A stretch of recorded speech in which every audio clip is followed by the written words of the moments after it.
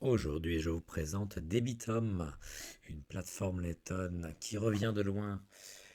C'est une plateforme donc de peer-to-business, c'est-à-dire une plateforme qui prête à des fonds professionnels, qui a été lancée en 2018 et donc qui connecte les investisseurs à des prêts sur des PME européennes.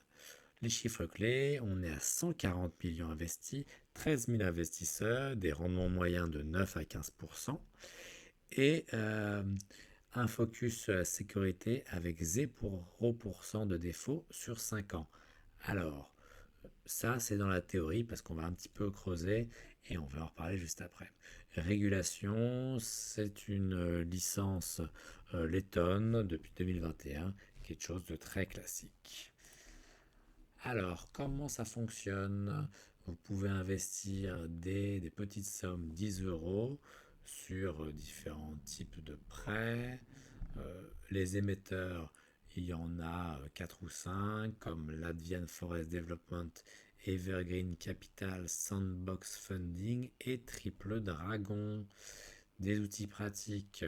On a un système d'auto-invest pour réinvestir automatiquement, une interface en français qui a été refaite il n'y a pas longtemps et qui est plutôt très jolie, une inscription assez simple avec email KYC, c'est-à-dire qu'on vérifie votre identité, c'est très classique, vous faites un virement en quelques minutes. Il y a une garantie de buyback sur la plupart des prêts et il n'y a pas de frais évidemment d'entrée. La durée, c'est des prêts d'entre 1 et 24 mois, mais il n'y a pas de marché secondaire, donc il y a quand même une certaine manque de liquidité.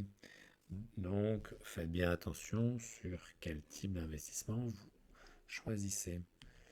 Alors, sur les avantages, les rendements sont quand même assez attractifs parce qu'on trouve facilement euh, alors 9 à 10%, ça c'est pour des prêts entre 3 mois voilà, et 6 mois. Et quand on passe à des prêts d'un an, on monte facilement à 13%, voire plus si vous allongez la durée.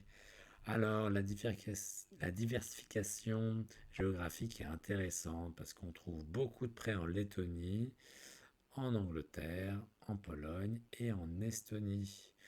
Euh, il y a toujours des nouveaux prêts qui sont offerts, donc c'est un des points forts. Il n'y a aucun cash drag, pas de frais, une bonne sélection de prêts, une croissance régulière depuis le changement de propriété en 2023.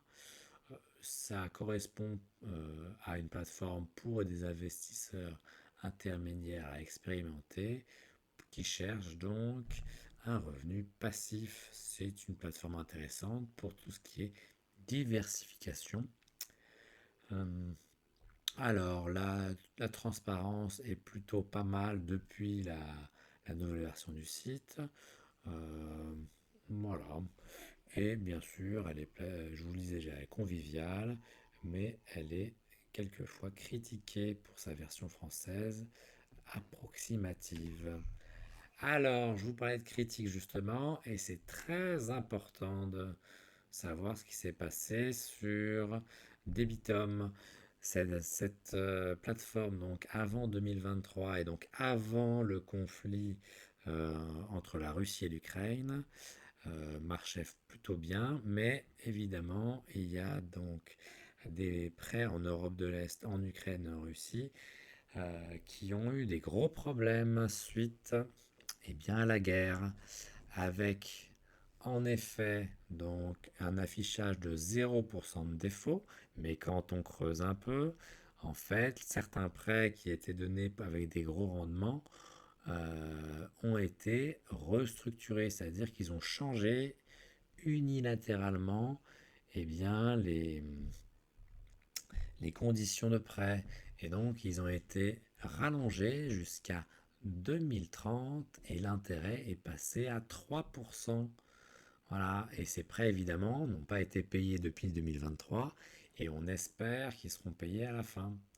Voilà, et il y a eu un gros manque de transparence pendant la guerre. Depuis, le site a changé un petit peu, et donc euh, ça a l'air de se passer un peu mieux. Cela dit, voilà, la première version du site qui s'appelait Debitum Network, voilà, avait lancé sa crypto-monnaie donc en 2018 et avait levé plusieurs millions.